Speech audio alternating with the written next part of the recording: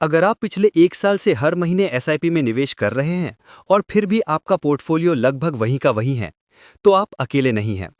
बहुत से निवेशक जिन्होंने 2024 के बीच में निवेश शुरू किया था, आज अपने रिटर्न्स देखकर सोच में हैं कि गलती कहां हो गई। वैल्यू रिसर्च की एक रिपोर्ट बताती है कि ये आपकी गलती नहीं, बल्कि बाजार के ठहराव का असर है। क्या मार्केट की सुस्ती ने आपकी एसआईपी ग्रोथ को रोक दिया? वैल्यू रिसर्च के मुताबिक जुलाई 2024 से अक्टूबर 2025 के बीच निफ्टी 500 इंडेक्स में सिर्फ करीब 3% की बढ़त हुई है। यानी पिछले 1 साल में बाजार लगभग स्थिर रहा।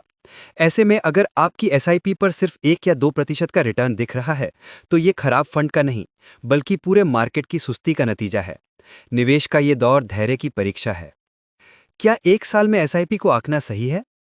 निवेश एक लंबी यात्रा है, कोई छोटी दौड़ नहीं। वैल्यू रिसर्च का कहना है कि एसआईपी को 1 साल में आंकना वैसा ही है जैसे किसी फिल्म का ट्रेलर देखकर पूरी कहानी पर राय बना लेना। असली तस्वीर तब बनती है जब निवेश 3 साल या उससे अधिक समय तक चलता है। इसलिए अगर आप नए निवेशक हैं तो जल्दबाजी ना करें, नियमित रहें और समय को अपना काम करने दें। यही एसआईपी का असली मंत्र है। क्या एसआईपी रोक देना सही फैसला है? मार्केट गिरने पर कई निवेशक अपनी एसआईपी रोक देते हैं, ये सोचकर कि नुकसान कम होगा, लेकिन असल में वे सबसे बड़ा फायदा खो देते हैं। एसआईपी का जादू तब चलता है जब आप हर स्थिति में निवेश जारी रखते हैं। बाजार नीचे होता है तब वही रकम आपको ज्यादा यूनिट्स दिलाती है, और जब मार्केट ऊपर जाता है तो वही सस्ते में खरीदी गई यूनिट्स बड़ा मुनाफा देती हैं। इसलिए एसआईपी को बीच में रोकना उसके मकसद को कमजोर कर देता है। क्या आपकी जोखिम उठाने की क्षमता उतनी है जितना आप सोचते हैं? अक्सर निवेशक खुद को हाई रिस्क मानते हैं, लेकिन जैसे ही मार्केट में उतार आता है वे घबरा जाते हैं या निवेश घटा देते हैं।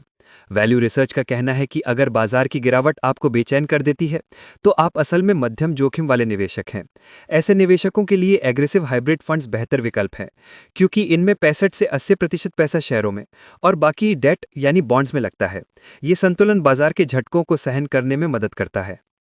क्या बहुत सारे फंड्स रखना समझदारी है?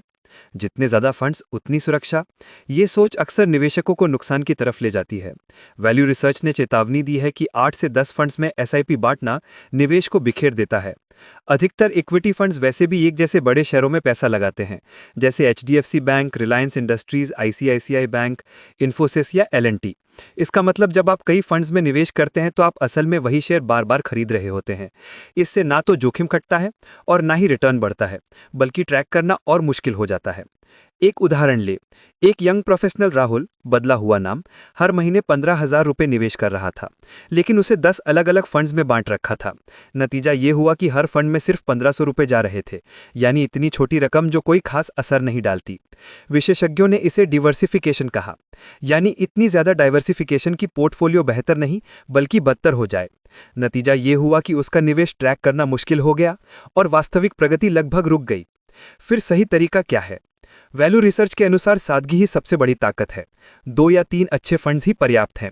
एक एग्रेसिव हाइब्रिड फंड जो इक्विटी और डेट दोनों का संतुलन बनाए रखे, एक फ्लेक्सी कैप या मल्टी कैप फंड जो बड़े, मिड और स्मॉल कैप शेयरों में संतुलित निवेश करे, और चाहे तो एक लार्ज कैप इंडेक्स फंड जो निफ्टी 50 या सेंसेक्स जैसे प्रमुख इंडेक्स को फॉलो करे।